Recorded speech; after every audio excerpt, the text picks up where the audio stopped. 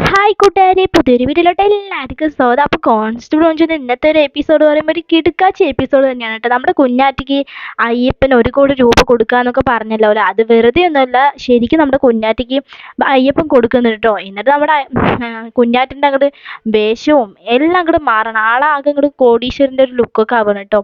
അതൊക്കെ കണ്ടിട്ട് അവൾ ലഗേജ് ഒക്കെ എടുത്തിട്ട് വീട്ടിൽ നിന്ന് ഇറങ്ങാൻ വേണ്ടി വരികയാണ് കേട്ടോ. അപ്പോൾ അത് കാണുമ്പോൾ നമ്മുടെ ബാനോമിയും സ്വപ്നയും നെട്ടുകയാണ്. എന്നിട്ട് സ്വപ്നം ചോദിക്കും, കുഞ്ഞാറ്റ എവിടേക്കാണ് പോണത് ബാഗ് എടുത്തിട്ട്? ആ ഞാൻ ഇവിടുന്ന് പോവാണ് വന്നിട്ട് പറയണേ. എന്തിനാ കുഞ്ഞാറ്റ പോണത്? അമ്മ പറഞ്ഞ ദേഷ്യം വന്നു, അതൊക്കെ അമ്മ വെറുതെ പറഞ്ഞല്ലേ, അമ്മ എൻ്റെ അടുത്ത് പിണങ്ങിയാ ചോദിക്കണേ. അയ്യേ, എനിക്ക് പിണക്കൊന്നുമില്ല, എൻ്റെ സമയം മാറി വന്നിട്ട് പറയണേ. എന്ത്, നിനക്ക് എന്താ പറ്റിയത്? നിനക്ക് ലോട്ടറി അടിച്ചോ? കുഞ്ഞാറ്റയെ കൊണ്ട് ഭാനുമ്മ ചോദിക്കാൻ കേട്ടോ. അപ്പോൾ കുഞ്ഞാറ്റ പറയും, ആ എനിക്ക് അടിച്ചു, ലോട്ടറി അടിച്ചു, 1000 ലക്ഷം അല്ല 1 കോടി അടിച്ചിരിക്കുന്നു വേണ്ടി പറയണം. അത് കേൾക്കുമ്പോൾ കുഞ്ഞാറ്റ എന്താണ് സ്വപ്നൻ്റെയും ഭാനുമ്മൻ്റെ ഒക്കെ അങ്ങോട്ട് മുഖം മാറും കേട്ടോ. 1 കോടിയോ? നമ്മുടെ സ്വപ്ന പറയുമ്പോൾ പണത്തിൻ്റെ ഒരാളാണല്ലോ, അപ്പോൾ 1 കോടിയൊക്കെ അടിച്ചു പറഞ്ഞപ്പോൾ ആളങ്ങോട്ട് നെട്ടിട്ടോ. നിങ്ങളൊക്കെ എന്താ വിചാരിച്ചത്? എനിക്ക് കുറച്ച് പൈസ ഇല്ലാത്തതുകൊണ്ട് നിങ്ങൾ പറയണത് എന്ത് ഞാൻ കേട്ട് നിൽക്കുന്നോ? എനിക്കതിൻ്റെ ആവശ്യമില്ല.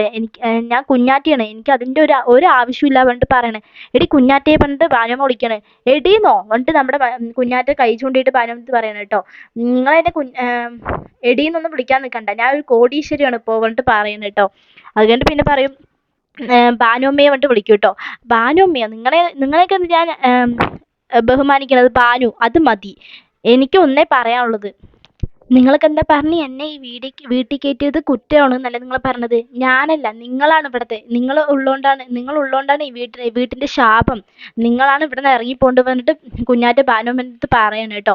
അത് കഴിഞ്ഞിട്ട് പിന്നെ പറയും, സ്വന്തം മകനെ അവൻ്റെ ഭാര്യൻ്റെ ഒപ്പം സമാധാനത്തോടുകൂടി സന്തോഷത്തോടുകൂടി ജീവിക്കാൻ സമ്മതിക്കാത്ത നിങ്ങളൊരു അമ്മയാണോ പറഞ്ഞിട്ട് ചോദിക്കുകയാണ്. കുഞ്ഞാറ്റയെ പറഞ്ഞിട്ട് നമ്മുടെ ഭാനുമ്മ വിളിക്കണം കേട്ടോ.